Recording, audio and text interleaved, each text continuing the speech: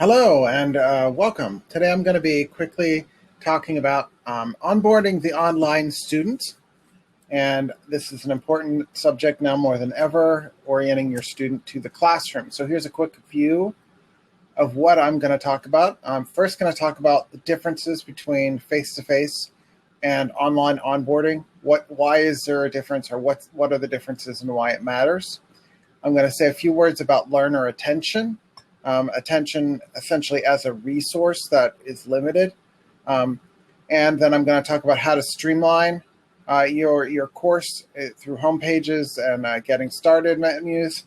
And then I'm going to talk about how you can get to know your audience a little better. So all of these things will, in the totality of them, will really help you get your students off on the right foot. So what is the difference between face-to-face and online? Well, let's talk about first what happens in a face-to-face class on that first day.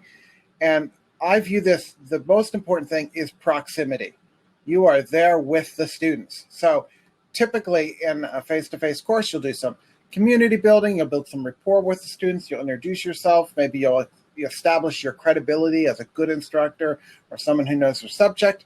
You review the syllabus with the students, you go over the course requirements, you might give them an overview of how the entire course is going, and maybe you'll do some early activities that'll kind of indicate what sorts of tasks you'll have them do during the semester. Normal things you do in the first class, but the important thing is you have proximity, physical, temporal proximity. You're in the same place at the same time, and that allows you to facilitate a flow of cognitive and social information. They get a sense of who you are. They get social cues. They can tell from the way you're talking if you really think something's important or if you don't think something's important. You're able to clarify for them what this course is about. So they will come with a bit of anxiety about what they're going to see. And I kind of tongue-in-cheek said, come for the anxiety, stay for the social norms. Because they're in the same place and same time, they can't just get up and walk away, because that would be considered maybe rude. But so you kind of have a little bit of a captive audience in the face-to-face onboarding. But it's very focused, and it's focused by the instructor. What happens, though, in the online onboarding? And I kind of think it's overstuffed and cueless. So let's see, what are the things I've seen as someone who's in a faculty and instructional designer, things I've seen in a typical online course when a student starts. I've seen syllabuses, welcome emails, welcome text, welcome video, an instructor bio, instructor contact information, office hours, course calendar, introductions to sessions, technical requirements, LMS support information, LMS orientation information, how to learn online, general question and answers, disability services, policies, net etiquette policies, academic integrity policies. In general, it is incredibly overstuffed. And without the social cues, because the students are, cueless, without the social cues that come from that lack of proximity, they are not always aware what is important and what you really care about, and they feel frustrated. And it's important that they feel frustrated. It's important to know that they feel frustrated. So what can we do? You feel like you have to get all this information out, but because you're not there with them, you can't really curate it for them. So let's talk a little bit about learner attention and really clarifying your message. First thing you want to realize is that learner attention is a finite resource. And for every 3 students for every 4 students you have, maybe one of them is paying attention to you in the online space. A lot of students in the online space have that ability to multitask. So at the beginning of every semester, what you want to think about is you want to think, my students have had a chance to mentally rest. They've offloaded some of the things they've learned in the previous quarter into their longer term memories. They are ready to face new challenges, and they want to know what the class is about, and they're willing to give you the benefit of the doubt at first. But attention is finite. They will not continue to be as attentive, as focused at first. And if you immediately overwhelm them, they will not be receptive for long. So if you go in there and give them 50 things they need to look at, or 50 things you want them to know about, or lots of details at first, they will become saturated and they will not be as receptive for the long term. So consider, what do they need to hear? What do you want your students to hear? Are you concerned about specific policies? You've etiquette or equity or net etiquette. What are the things that you want them to hear? Is your class all about logistics, making sure that they get things done in the right way, making sure they communicate with you in the right way? Are you trying to set a community context, or a community, a sense of social presence with your students, and give them a sense of social presence? What is important for you? What do you value? What do you think is critical? This is not necessarily a prescriptive thing. It's really, you want to decide what you want to focus on, because, as I said, attention is limited. So how can you streamline? And what can you do? So let's look at how to clarify a message. Well, first of all, and the little, supposed to say learning pathways down there, I guess I got off the bottom of the screen. I like this image for a number of reasons, but usually when I'm walking in a forest, there's lots of potential places I can walk, but usually people before me have helpfully blazed a trail so I know where to go. And an online course is very much like this. Having someone, the faculty, kind of set a pathway to follow is very helpful. So we can do that by making home pages. So what I want to point out here on the left is an example of a homepage I've built for my course at Rutgers. And on the right is a course that's built in modules, in the module view in Canvas. So on the left, I feel like important information, and I'll go into this a little more detail, is right there. It's very present. You can see how to get started. You can see what the calendar is like. You can get a sense of what the course is like very quickly. But if you give them module views, sometimes these pages are endless. You can keep scrolling and scrolling and scrolling and scrolling and scrolling and scrolling and scrolling. And it's never quite clear where to start or what to do first. And it's like being in a forest without a track. So quickly, how to make a homepage, because sometimes it's not obvious, right? You're used to using the modules. How do I change it? Well, if you go to the pages in the left menu in Canvas, and then click on that, you can click the View All Pages button, and it'll give you a table of all the pages you've made.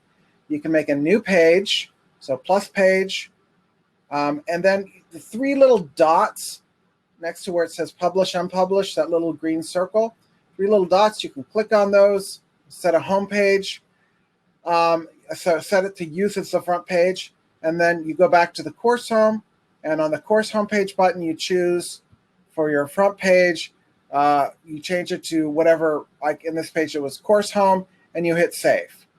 So you've made a page as your course home instead of the modules. So just to show that this is actually a Rutgers course, here's my home page, and this is how it appears currently right now in Rutgers. And I want to point out a few things that I draw special attention to. First, I have all the really important due dates right at the top.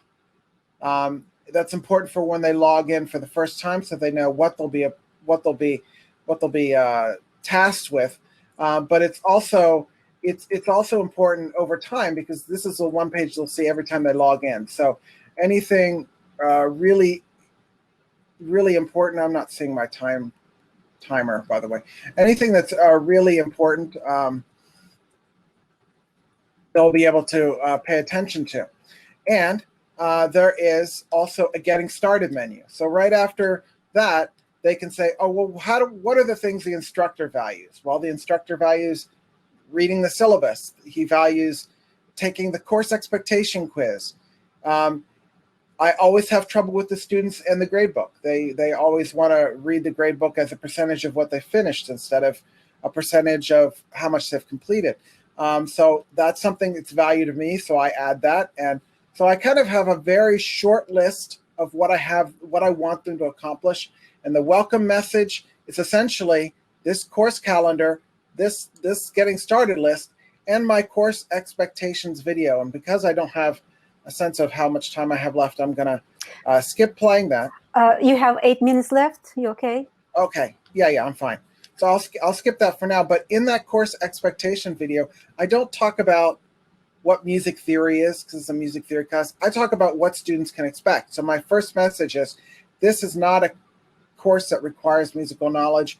If you just, you'll be fine. We'll help you get through it. It's very much dealing with what the students are anxious about, what they're concerned about. So I feel like I'm setting a very clear tone.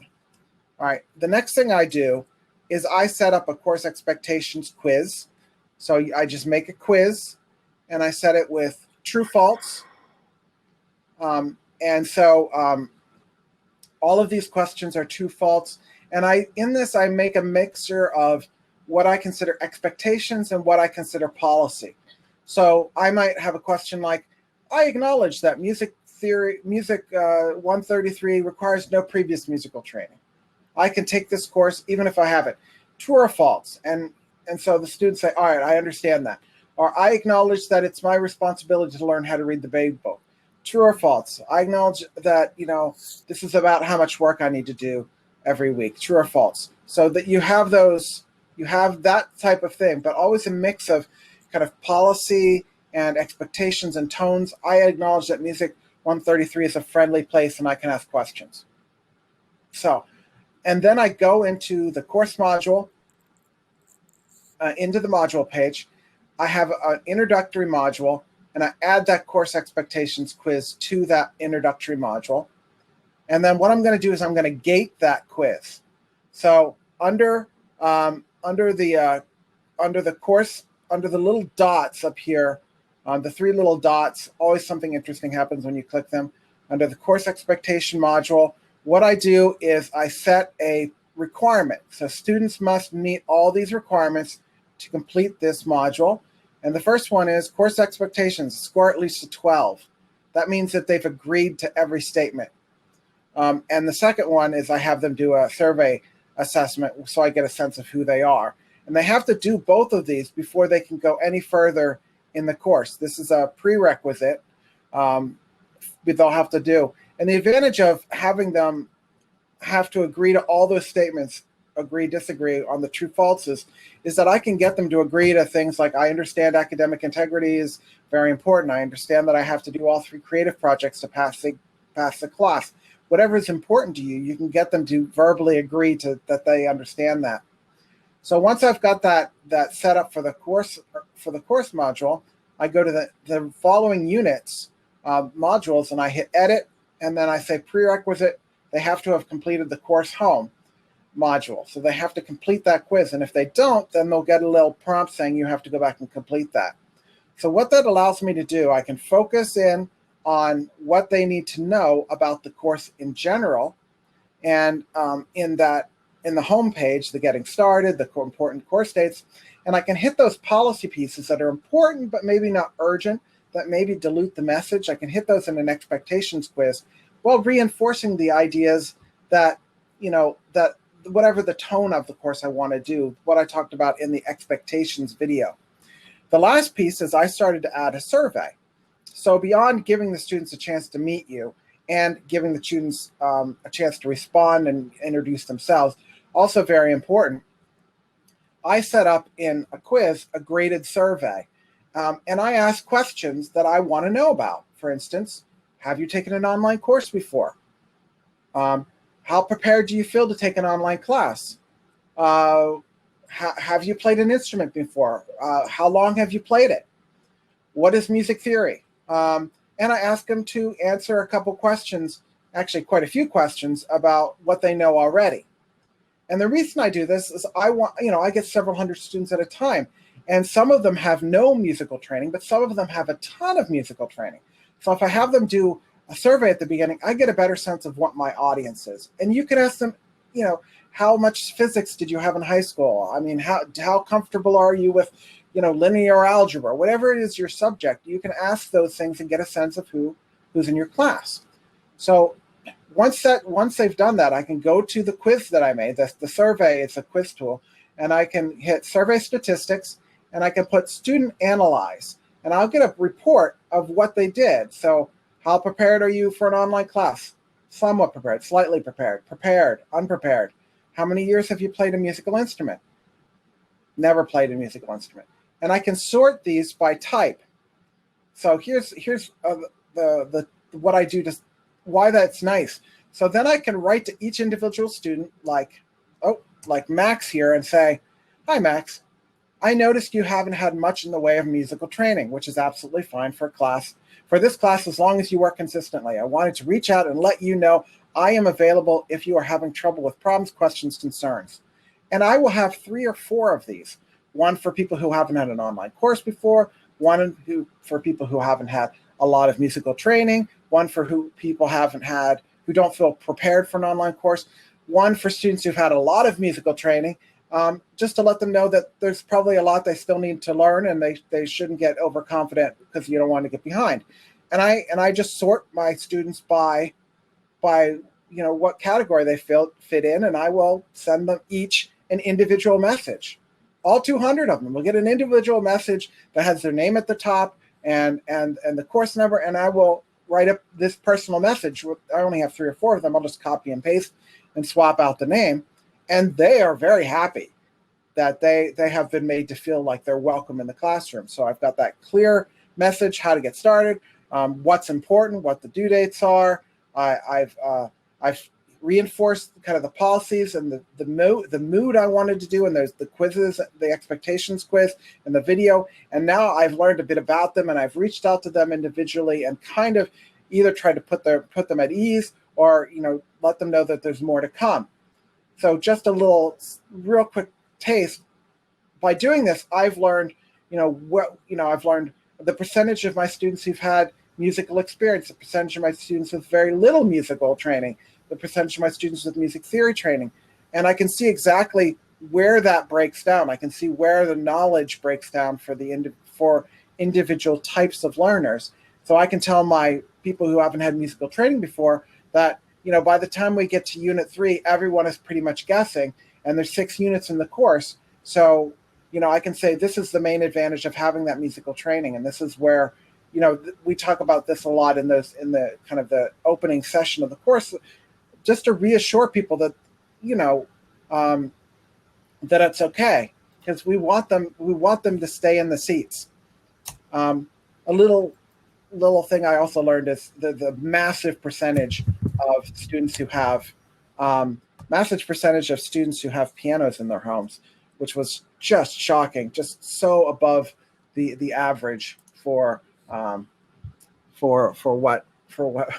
we've seen.